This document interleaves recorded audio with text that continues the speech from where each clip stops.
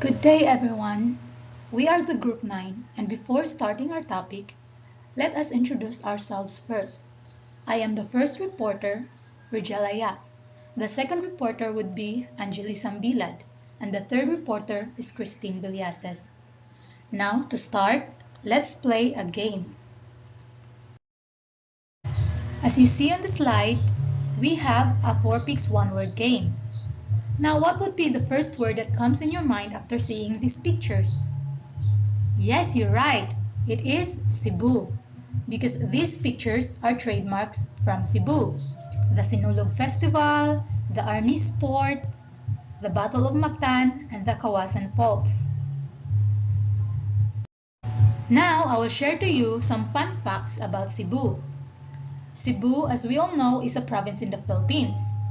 According to history, Cebu comes from this word, Cebu, which means trade. Because during the reign of Raja Humabon, Cebu becomes the center of trading in Asia. We are trading with our neighboring Asian countries like China, Japan, Malaysia, Indonesia, and many more. We trade stuffs like agricultural products, jewelries, perfumes, clothings, and stuffs like that. The Asian countries that are trading with us called us the Sinibuang Hingpit, which means the place for trading. Before the coming of the Spaniards, Cebu is known to be a fishing village. But after the colonization of the foreign countries, the Spaniards, the Americans, the Japanese, Cebu became industrialized and progressive. Now you already have an idea about our topic.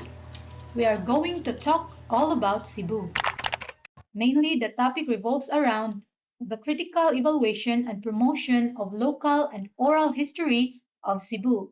This topic is very broad that it was broken into many different subtopics. The subtopics include religion, museums, architecture, arts, cuisines, education, those things that are present in Cebu.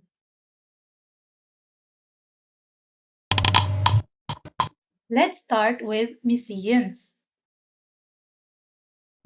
Cebu Provincial Museum or Museo Cebu. This museum is the biggest museum in Cebu City and it displays most of the province's history. It is located in the Tejero district of Cebu City. This museum displays or exhibits the influence that Filipinos got from the Americans, the Chinese, the Japanese, and the Spaniards. It also displays the Filipino culture itself. And it was opened in the year 2008 in a building that had housed the Cebu Provincial Jail Carcel de Cebu since 1870. This museum was designed by the Spanish architect named Domingo de Escondrillas. The exhibitions in Museo Cebu is run in chronological order. The first stop is the pre-colonial period of Cebu, which was in the time of the Stone Age and the centuries-old trade, like what I said, the trade that happened between the other Asian countries and the Cebuanos. And then next is the arrival of the Spaniards in 1521, the arrival of Ferdinand Magellan and his troops. And then next is the American era. And the most prized exhibit in the American era section is the series of letters written by Thomas Sharp. Next is the Japanese occupation during World War II. Museo Cebu also has a special exhibition section. This section displays or exhibits the contribution of Cebu's most famous sons, which are Vicente Rama, Gregorio Abellana, and Jovito Abellana. Vicente Rama is a one-time senator and a public servant, while Gregorio Abellana is a Katipunan revolutionary. He was a part of the Katipuneros that revolutionized against the Spaniards. And Jovito Abellana is the son of Gregorio Abellana. He is an author, a counselor, and an artist. The museum also showcases the evolution of Cebuano journalism, starting from the old cameras, the newspapers, and the printing machines of Cebu. Next up is Casa Gorordo. Casa Gorordo is a house museum located in Parian area of Cebu City. At present, it is now owned by the Ramon Abuetes Foundation Incorporated, or RAFI. It was originally owned by the Gorordo family and was bought by RAFI in the year 1979. It was opened to the public as museum in 1983, and it was named as a National Historical Landmark in 1991 by the National Historical Institute, or now called the National Historical Commission of the Philippines. The Gorordo family didn't originally own the Gorordo house. The original owner of the Gorordo house is actually Alejandro Renes y Rosales, and it was built in the 1850s. The Gorordo house was bought only by Isidro Gorordo from Alejandro Renes y Rosales. Isidro Gorordo is a merchant from the Basque province of Vizcaya in Spain. 4 generations of the Gorordo family lived in the Gorordo house, and this includes Juan Gorordo, the first Filipino bishop of Cebu. Next is Fort San Pedro. Fort San Pedro was built under the command of Miguel Lopez de Legazpi. Now, Miguel Lopez de Legazpi was given the power of the King of Spain to continue what Ferdinand Magellan started in Cebu. After Ferdinand Magellan was killed by the Cebuanos led by Lapu-Lapu, Miguel Lopez de Legazpi was sent to Cebu to continue the conquering of Cebu. And later on, he also conquered the whole Philippines. Now, Fort San Pedro is located in Plaza Independencia. This fort was originally made in wood, but then later it was changed into stone so that the Muslim raiders wouldn't be able to get inside of it. And then the structure was built in 1738, and it was considered or named as the oldest triangular bastion in the Philippines. Fort San Pedro was used differently depending on the context or the need during the time. It has been used as an army garrison, a rebel stronghold, a prison camp, and a city zoo. But now it is converted into a historical park. The museum holds or exhibits several Spanish artifacts such as paintings, sculptures, photographs, and documents. Next is the Magellan's Cross Pavilion. This pavilion is located in Plaza Cebu, which is just beside the Basilica Minor del Santo Niño. And this pavilion houses the Christian cross that the Spaniards, led by Ferdinand Magellan, planted on April 21, 1521. This structure was declared as one of the national cultural treasure of the Philippines. The pavilion is an octagonal kiosk, which means that it has 8 corners and was made out of coral and stone. Inside the pavilion, when you look at the ceiling, you can see a mural depicting the baptism of Raha Humabon and his household. They were baptized by Father Pedro Valderrama, and the mural also shows the planting of the cross by Ferdinand Magellan. The mural was painted by Jess Roa and Seri M. Jusol. The original cross, it was believed that it was encased into another wooden cross made of tindalo in 1835.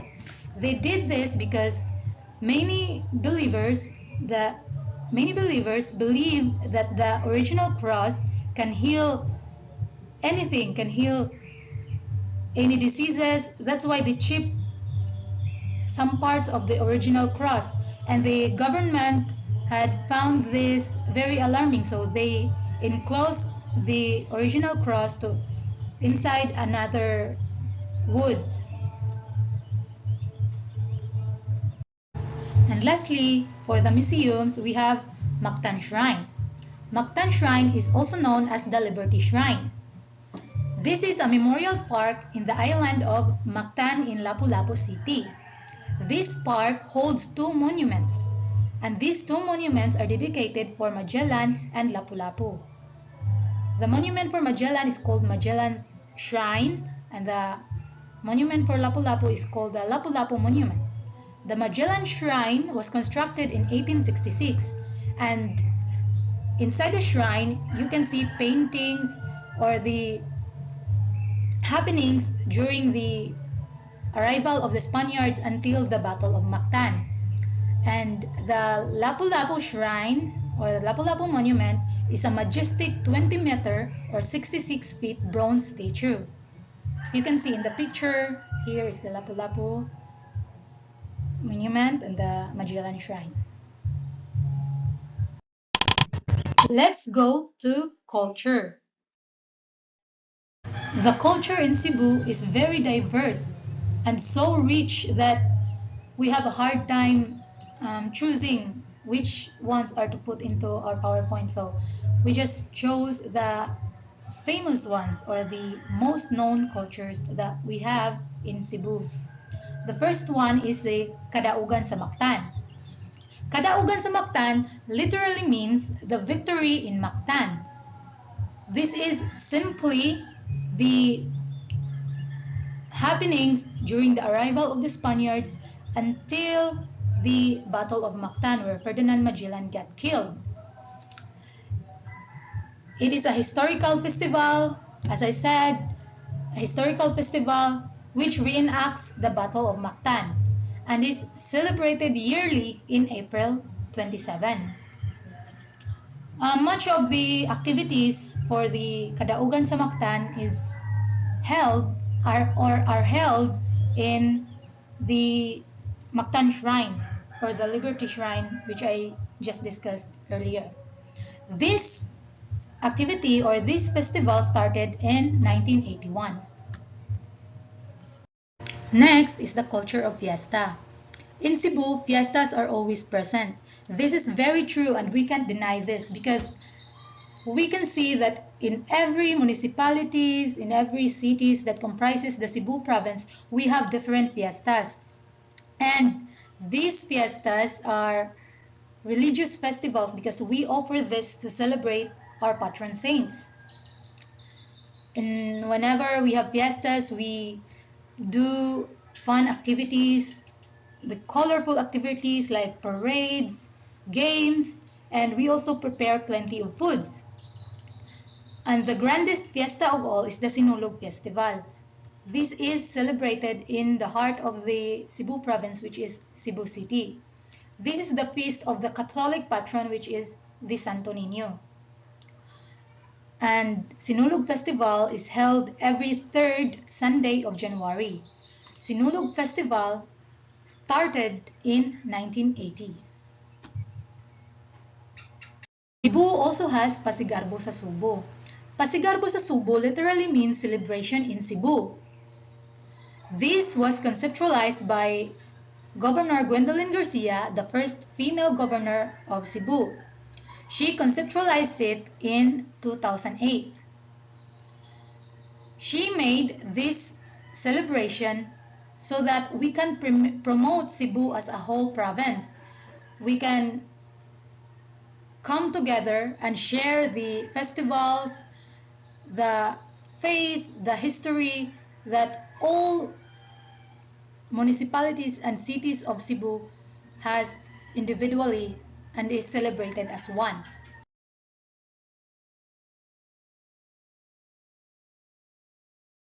Next is art forms. Before the coming of the Spaniard or the conquistadores, Cebuanos used to paint themselves. In fact, the people in Cebu were known or were called as pintados because the men in Cebu were heavily tattooed in their bodies. It is also believed that when you're heavily tattooed, it shows that you have a high rank in the community. The many your tattoos are, the higher your rank, to put it simply. And although this art form is gone in the present times, there are other mediums that flourished out from this art form, which is the paintings, the sculptures, the fashion design, and many more. Now let's go to the indigenous and religious beliefs of Cebuanos. It is already printed in the culture of Cebuanos that we really have these indigenous and religious beliefs. The most common of these beliefs is on how we celebrate the funeral ceremony. Cebuanos really respect the dead so much that it can be seen when we do the funeral ceremony and on how we solemnize it and on how we celebrate it. Aside from the Christian influences like doing mass before the burying of our loved ones, we also follow uh, practices that we do to complete the funeral ceremony. Like for example, the number of days of the wake, the number of days of prayers, and the lamay where we can see na people are doing magsugal, and then na ay mga kape, na ay mga pan, na ay, and then we also have this called the nga magbutang or that we put violet tela sa atong bungbong, then we put black chip in our shirt, especially sa family sa katong namatay. Let's move to architecture. During the pre-colonial period, our ancestors or the Cebuanos already have their own form of architecture. It is believed in history that all houses are made out of bamboo and wood. The townhouse-looking wooden structures are where the datos lived, and the ordinary people lived in balay-balay or cottages. This balay-balay or cottages has a house ladder or hagdan as we know it, and the floor or the salog is made up of bamboo and wood, and the roof is made up of palm tree shingles. As you can see in the picture, this is the depiction of the architecture in pre-colonial period. Cebuanos' main transportation during the pre-colonial period is through boats. They go from island to island, coast to coast, from their own shores to another shores through boats. These boats have paddles and sails that they engineered so that they could travel by water, like this in the picture. Just imagine this. Our ancestors traveled all throughout the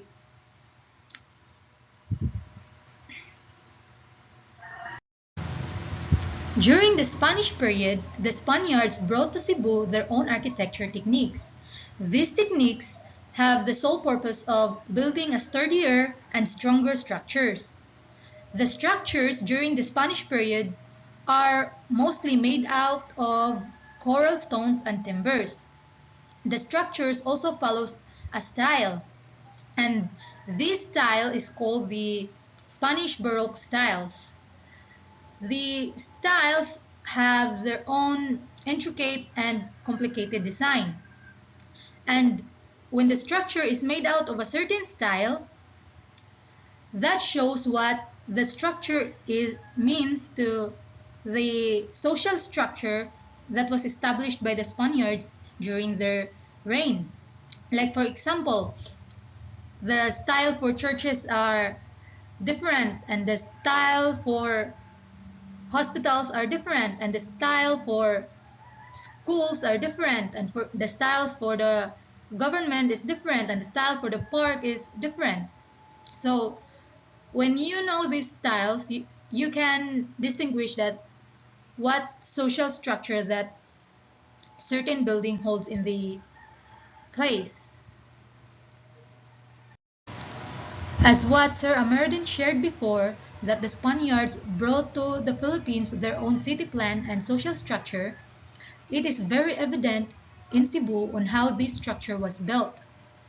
In fact, every part of the city was categorized and belonged to a certain class or industry.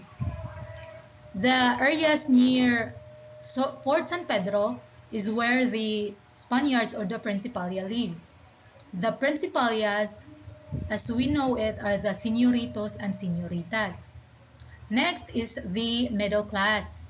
The middle class were put into areas like Ermita. The middle class is made up mostly of Chinese merchants. And the last one is the Filipinos or the Cebuanos. They were placed far away from the city center in San Nicolas. There are three modes of transportation during the Spanish period. The first one is the calesa. The calesa is what the commoners or the not so rich use to transport themselves. The calesa can only accommodate 2 passengers at a time. It is drawn by a horse and the horse is mandated by a cochero. The second one is carruaje. Carruaje is what the principalias or the noble classes used. This is what the high-ranking officials in the Spanish period used to transport themselves, and it can accommodate more than 5 people inside. Next is the garetas.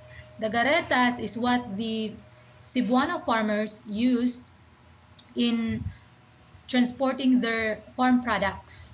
It is drawn mostly by a carabao, and where the carabao is drawing some sort of a bamboo made carrier. When the Americans took over the Philippines, they established a different set of values starting from sanitation, education, and governance. In Cebu, particularly at the tip of Osmeña Boulevard, or formerly known as the Jones Avenue, the Cebu provincial capital was built there, and since then, the Cebu provincial capital has become the seat of governance in Cebu. This structure or this seat of governance was built by the American architect named William E. Parsons. In his 1912 plan, he planned Cebu and he called it the City Beautiful movement. The Americans during their time built dams, schools, hospitals, and a foundation of basic government services. Today, at present, we can see that our structure or the Filipino buildings was highly influenced by Western styles, and this was left to us by the Americans, and we can really see that our buildings are really reflecting what the Americans did in our country. Let's take, for example, this structure, the Vision Theater. This is the Vision Theater during the American period, and this is the Vision Theater at present. The Vision Theater was used by the Americans for their pleasure and entertainment, where they watch theater plays, they watch movies, they watch comedy shows, and things like that. These are the three modes of transportation during the American period. First, we have the tartanilla. The tartanilla is simply an innovation of the Spanish calesa. The Americans innovated the Spanish Calesa in a way that it can host more passengers. The Tartanella can carry 8 to 10 passengers at a time. Next is the Cebu line. According to history, Cebu has a train transport called the Cebu line, and it was made by the or built by the Philippine Railway Company. It is a train transport that stretched at about 92 kilometers. But then this train transport was destroyed during the war and was then dismantled. Next is the autocalesas. These autocalesas are what the Americans used during the war, and this kind of transport was then used as the model of the modern jeepneys that we have now. Like you can see the jeepneys that we ride to school or to our market at present. This was their model.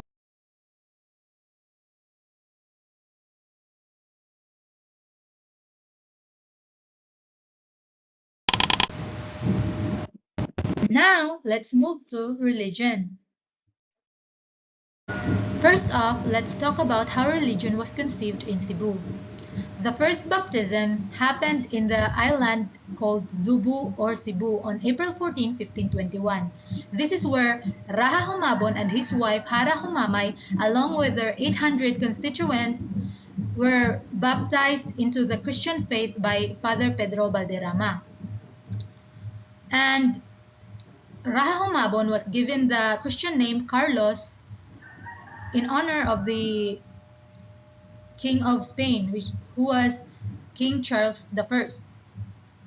And Hara Humamay, the wife of Raha Humabon, was named Juana after the mother of King Charles, who is Juana of Castile. And then after Magellan was killed during the Battle of Mactan, the Spanish government sent Miguel Lopez de Legazpi to continue the spreading of Christianity and the colonization of the Philippines. He established the first permanent Spanish settlement in Cebu in 1565. Roughly around 95% of Cebuanos are Roman Catholic.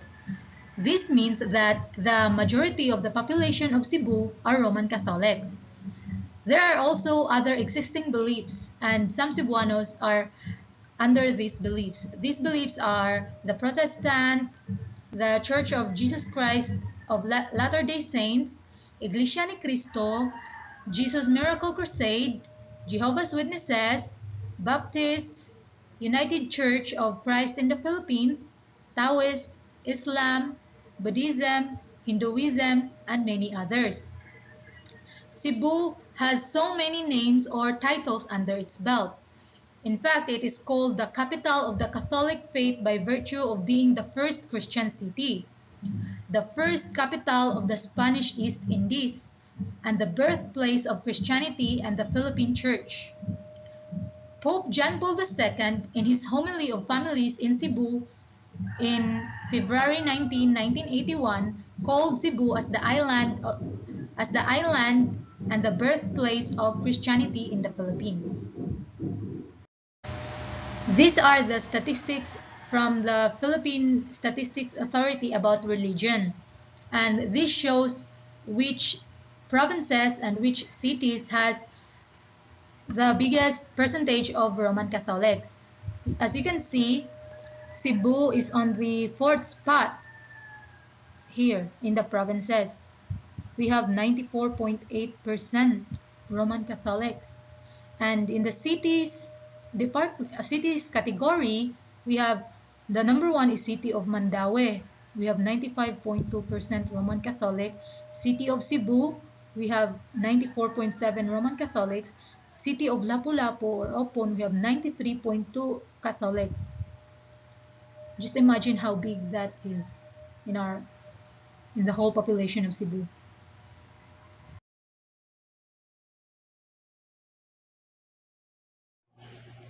Good evening. I am Anjali Salvilad from Group 9, and today I am going to share my insight about my topics. Visual arts. Visual arts are art that forms and create works that are primarily visual and nature. Traditional art represents the historical culture, skills, and knowledge. Number one is the Heritage of Cebu Monument, a representation and illustration of sculptures depicting significant and symbolic events in the history of Cebu back from the time of Ra Humabon to the recent beatification of the Cebuano martyr Pedro Calungsod. Built by the local artist Eduardo Castrillo and the late Senator Marcelo Fernan, founded the construction together with others' donations. Its constructed started in July 1997. The construction was finished and inaugurated on December 8, 2000. The process used in order to create this was sculpting and construction. And number two, Magellan Cross. Magellan's Cross holds a very big part of the history of Cebu. It is believed to be a Christian cross planted by the Portuguese and Spanish explorers headed by Ferdinand Magellan. It was planted on April 21, 1521, was further enhanced by the Cebuanos. The actual Magellan's Cross was encased inside this wooden cross that is carved out from tendal wood, and its purpose is to protect the actual cross. Number three is the Lapu-Lapu Shrine in Mactan. The Lapu-Lapu is a 20-meter bronze located in the Mactan Shrine Park and Ponta Engaño, Mactan Island, Cebu. The statue was erected to honor Raha Lapu-Lapu, the native chieftain of Mactan Island who defeated Ferdinand Magellan during the historic Battle of Mactan in 1521. The Lapu-Lapu Shrine is inside a plaza commonly known as the Mactan Park that commemorates the events of the Battle of Mactan. There is no national artist who created this statue that was mentioned. This statue was sculpted using concrete, cement, and steel frame. Next is contemporary art. Represent the recent or present art. Number one is demands of life. The artwork depicts an old man working hard as a construction worker. The artist wants to show that due to the demands in life, any possible work that you could have is important to sustain your family.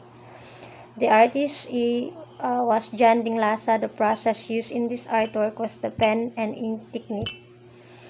Number two is the chicharon sa kaugmaon. The artwork shows a chicharon vendor by the street in Cebu City flashing a wide smile with this artwork. Abihar wants to portray that Cebuanos are hardworking and positive people. The artist was John Paul Abihar. The artist used oil painting on canvas in creating this artwork. Number 3, Alagad Kaninyo. The painting shows a lady dressed in a traditional sinulog outfit while carrying the image of Santo Niño. The lady is walking along the streets of Cebu City together with the people dressed in casual outfits, but the lady in a sinulog costume is emphasized in the painting. The artwork depicts that in each one of the Cebuanos our devotion to Santo Niño is very strong. The artist was Giovanni Rodriguez. The artist used oil on canvas to create his artwork. Next one is indigenous art, bakat. Cebuanos have their own versions of wave baskets, locally known as bakat, made of bamboo strips. The native is put together by hand, forming lattice patterns uniquely designed in bows of a hexagonal shape.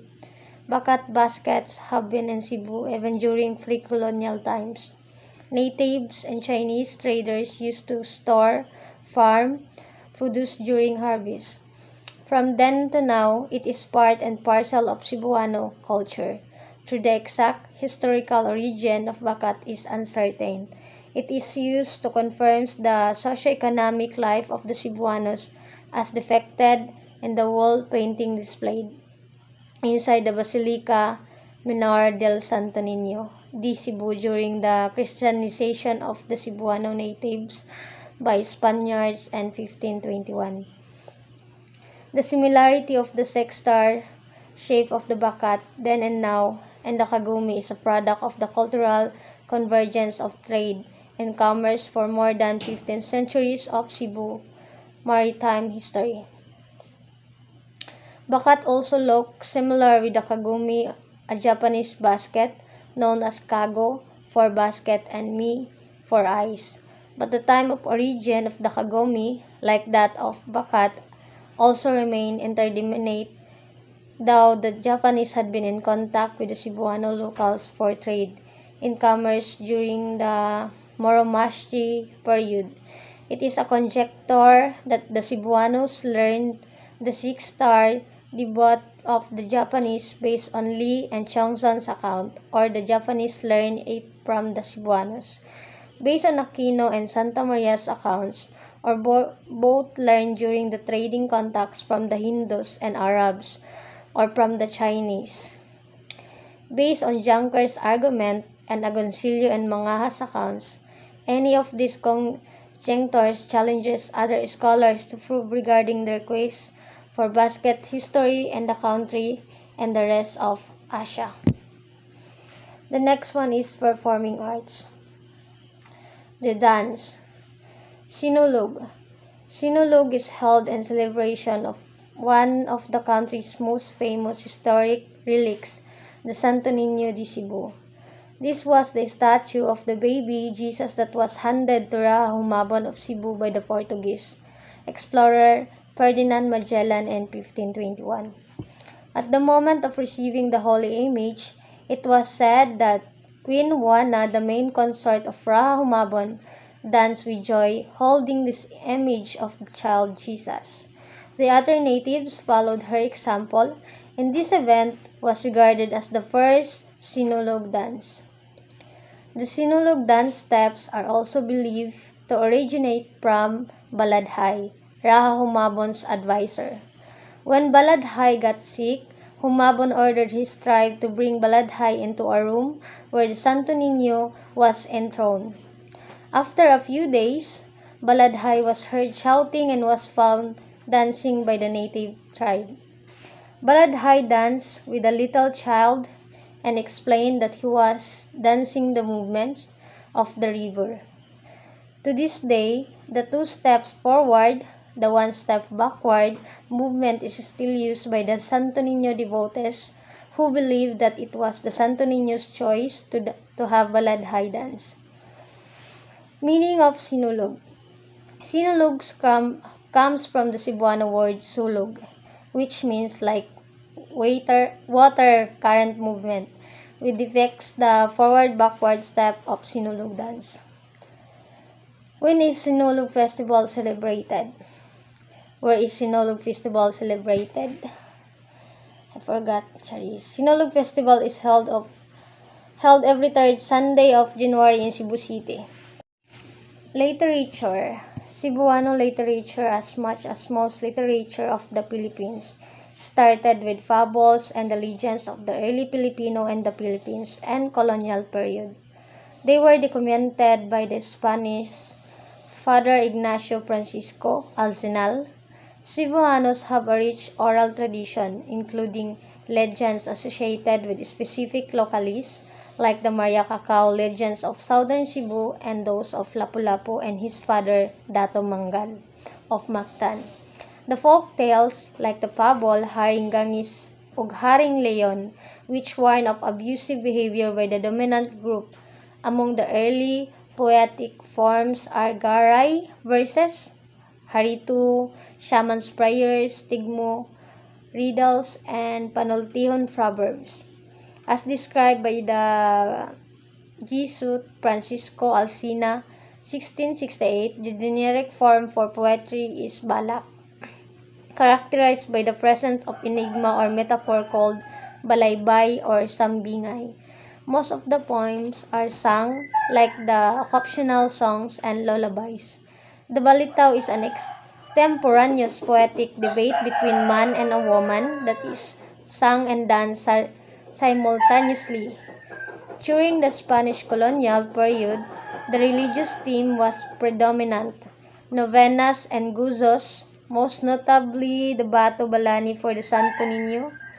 The first written Cebuano literature is Maming by Vicente Soto, the father of Cebuano literature. The story was published on July 16, 1900 in the first issue of his Ang Soga. Soto wrote, directed, and produced the first Cebuano play, Elena.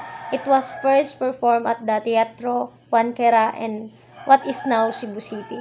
On May 18, 1902, during the American period, Ang Soga became the medium for publication of Cebuano writers. A community of writers slowly grew to include the names of Florentino Ralos, Filomeno Veloso, Marshal Velez, Timoteo Castro, Segundo Senco, Vicente Ranudo, Dionisio Celestino Rodriguez, Filomeno Roble, Juan Belgaonso, and Filimon Soto, some of the prominent writers and poets in the Visayas and Mindanao who used to write in English have shifted to Cebuano. Among them are Davao Bays Macayo, Don Pag-usara, and Sator Apoyon, and Cebu Bays Ernesto, a Focus Philippines Poetry Awardee in 1975, and Rene Amper, a two-time Palanca Awardee for English poetry. These giants of Cebuano literature are now regularly contributing to the Visayas magazine. Their shift to Cebuano writing has influenced young Cebu and Mindanao-based writers in English to follow. Among them are Michael Obiuneta, Pareja Dorado, Yap Marvi, Gil de Lara Sales, Cora Almereno, and Raul Moldes. Bisaya magazine was established by Ramon Roses upon the request of Cebuano Vicente Padriga, who became its first editor. Its first issue appeared on August 15, 1930 as part of the magazine published by Liwayway Publishing Inc. Bisaya Magazine is a weekly Cebuano magazine. It has the record of being the oldest magazine in Cebuano which is still published and the most successful periodical in Cebuano. In 1991, Cebuano Ernesto Lauriosa received a grant from the Cultural Center of the Philippines. He used the grant to introduce the 4S in Cebuano's poetry: social sense, sounds, and history. The language used was slack, devoid of strong metaphors. He used the language of the home and of the streets. In 1998, the Carlos Palanca Memorial Awards for Literature opened the Cebuano literature category. There are now emerging number of publications featuring fiction and poetry in Cebuano. The ownership of the de facto literary journal Bisaya Magazine was transferred from Chinese-owned Liwayway Publishing, incorporated to Napoleon Rama's Manila Bulletin Publishing in 2003. Aside from reinvigoration of Bisaya Magazine, Cebu-based publishing houses have also started tabloids in the language. Banat News of Freeman Publication and Sunstar Super Balita of Suntar's Publications. The next, last but not the least, the cinema and media. Lilas, an illustrated history of the golden ages of Cebuano cinema. Published compilation of Cebuano movies created from the two productive periods, the 1950s and the 1970s. The book is the brainchild of Dr. Paul Douglas Grant and Misha Borges, which, with the help of copy editor and copywriter Dr. Erlinda Alboro, the former director of the Cebuano Studies Center. According to Grant, the first film ever created in Cebuano by Cebuanos, entitled El Hijo Disobediente, The Disobedient Son, created in 1922, it was produced by the prominent dramatist Florentino Borromeo, who also became Cebu's first film director. The making or unmaking of Cebu's local film industry. An article written by Maria Victoria Bambi Beltran, who happens to be a rich source of the history and development of the Cebuano cinema. She wonderingly waved it. Cebu film industry is just not what it used to be, is an observation made time and again by the region's filmmaker. Back in the day, as they say, the Queen of City of the South had a healthy film sense. As early as 1906, movies were shown in public places where large crowds gathered. Teatro Juanquira, Cebu's oldest theater, having been established in 1895, was renamed Cinema Oriente, and in 1927 another movie house called Cinema Magallanes was opened. These early movie houses showed homegrown films like Kabahars, Bertoldo ug Balodoy, which is considered a Cebu first taking film. Cebuano cinema was understandably ideal during the war, and 1947, filmmaking resumed with Manuel Velez sa Kabukiran. The years between 1950 and 1957 became known as the second golden era of Cebuano cinema. In 1969, a Cebuano film called Badilis sa Kinabuhi won the Best Black and White Film Award in the 16th Asian Film Festival in Jakarta. Soon thereafter, Cebuano movie actresses Gloria Sevilla and Suzette Ranillo won the famous Best Actress and Best Supporting Actress awards respectively for the 1974 film Gimingaw Ako.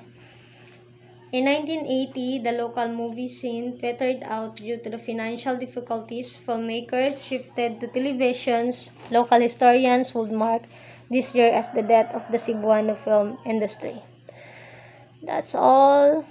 Thank you. Good day, everyone.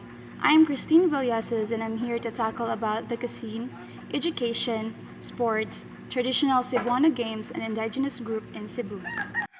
As you all know, cuisine is a style or method of cooking, especially as characteristics of a particular country, region, or establishment. Here are the types of cuisine. And when Cebu was mentioned, lechon is one of the first thing that comes to mind. The term lechon came from the Spanish word leche, means milk. That is because lechon is originally referring to milk-suckling pig that is roasted on a spit introduced by Spaniards during their occupation in the country. The history of lechon baboy in Cebu City, Philippines can be traced back to pre-colonial time when native inhabitants would roast whole pig as part of their celebrations and fiestas. Over time, lechon baboy became a staple dish in Cebuano cuisine, and it was often served during special occasions such as weddings, birthdays, baptisms, and other celebrations. The exact origin of lechon are not entirely clear, as similar dishes have been prepared in various cultures for centuries. However, it is believed that the dish was introduced to the Philippines by early settlers, and it has been part of the country's culinary heritage for centuries. It is difficult to determine who the first lechoneros were, as roasting whole animals, including pigs, has been a common culinary practice in many countries around the world for thousands of years. Lechon has become an important part of Filipino cuisine, and many families and communities have their own traditions and techniques for preparing. While the identities of the first lechoneras are not known, the dish continues to be an important part of many cultures and cuisines around the world, and it continues to be enjoyed by people of all backgrounds. Next is rosquillo. It is a type of cookie that originated in the town of Liloan in Cebu, Philippines. The cookies are circular in shape with a hole in the center and have a crunchy texture and slightly sweet taste. The history of rosquillos in Cebu can be traced back to the late 1800s when a woman named Margarita T. Frasco started making the cookies in her home in Liloan. It became popular among locals and were soon being sold in neighboring towns. In the early 1900s, Margarita's son-in-law, Vicente Noel, began producing rosquillos on a larger scale and selling them in stores. The cookies gained a reputation for the quality and became a popular snack throughout Cebu and surrounding areas. Today, rosquillos are still produced in Liloan and are popular souvenir for visitors. The town holds an annual Rosquillas festival to celebrate the cookies and their role in the local culture and economy. Next is chicharon, also known as pork rinds or cracklings. It is a popular snack in the Philippines and has a long history in Cebu. The origins of chicharon in Cebu can be traced back to the Spanish colonial period when pork was introduced to the Philippines. The Spanish colonizers used every part of the pig in their cooking, including the skin, which was often fried to a crisp and served as a snack or topping for dishes. Over time, the local population developed their own ways of preparing chicharon with different regions of the country, adding their own unique flavors and techniques. In Cebu, chicharon is typically made from pork belly or back fat that has been boiled, seasoned with salt and spices, and then deep fried until crispy. Chicharon has become a staple of Cebuano cuisine and is often enjoyed as a snack or as a topping for dishes such as pancit and goto. Today, chicharon is produced and sold throughout the Philippines, with Cebu remaining one of the major centers. Next is hanging rice. It's a staple food in Cebu and other parts of the Philippines. It is a unique way of cooking and serving rice that has been popular in the region for centuries. The method of cooking rice in woven pouches made from coconut leaves is thought to have been developed as a way to make it easier to transport and store rice. The cooked rice retains its shape and it's shaped like diamond, with coconut leaves giving it a distinct flavor and aroma. Poso is often served with grilled or toasted meat, fish or veggies, and it's popular street food in Cebu. It is also commonly consumed during special occasions such as fiestas, weddings, and other celebrations. Today, it remains a popular food in Cebu and other parts of the Philippines. It is often sold in markets, restaurants, and street-side stalls and has become a symbol of region's cuisine and culture. The next topic is education. Cebu is considered as the main education hub in Visayas. It has 11 large universities with a number of college branches, mostly throughout the capital, Cebu City.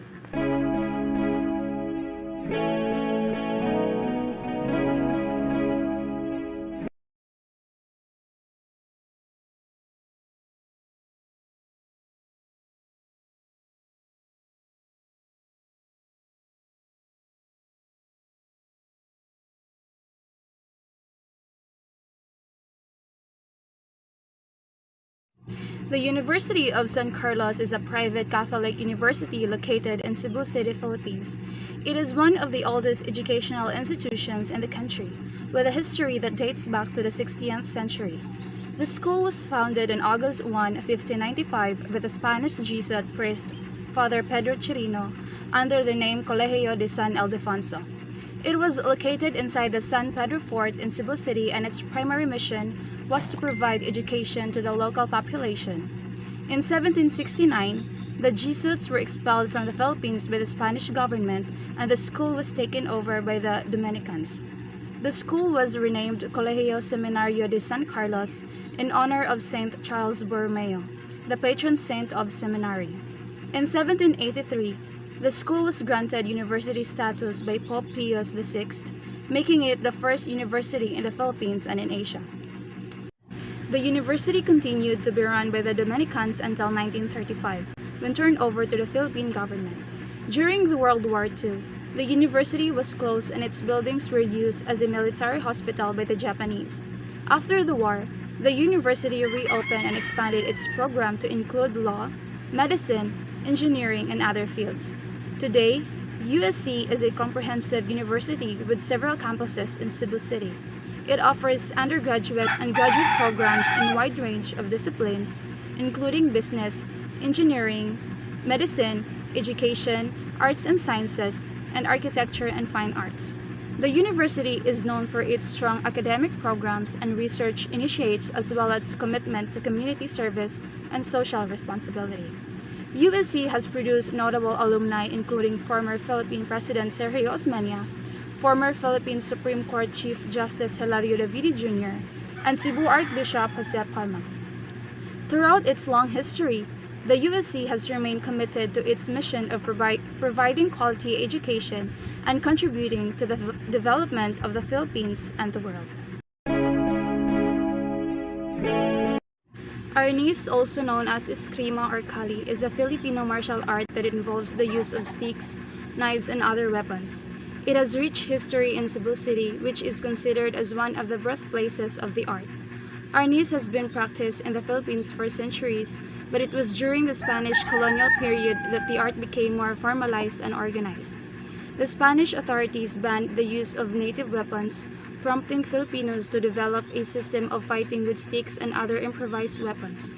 In Cebu City, the art of arnis was further developed and refined by several prominent masters. In the 20th century, arnis gained popularity in Cebu City and other parts of the Philippines, thanks in part to the efforts of several prominent masters, including Serasio Cañete, who founded the Doce Pares Eskrima Club in 1932. Today, arnis continues to be popular martial art in the Cebu City and other parts of the Philippines, and it's recognized as the national sport and martial art of the Philippines. In addition to its martial art applications, arnis has also become a cultural symbol of the Philippines. The art has also been featured in numerous films and TV shows, helping other popular sports in Cebu. Next is the traditional Cebuano games. The term kadang-kadang translates to simple game, and the game goes by its name as a basic racing recreational activity. Kadang-kadang is one of the old games in the Philippines. Rural kids were playing it for as long as our folks can remember. But the game was officially acknowledged only in 1969 during a local sports event. Kadang-kadang or karang in Bisaya and tikayat in Tagalog means bamboo stilts game in English. This game originated in Cebu, Central Philippines. Kadang-kadang was first officially played in 1969. It was a team game introduced during the Laro ng Lahi. The Laro ng Lahi was a traditional sports event initiated by the Bureau of Physical Education and School.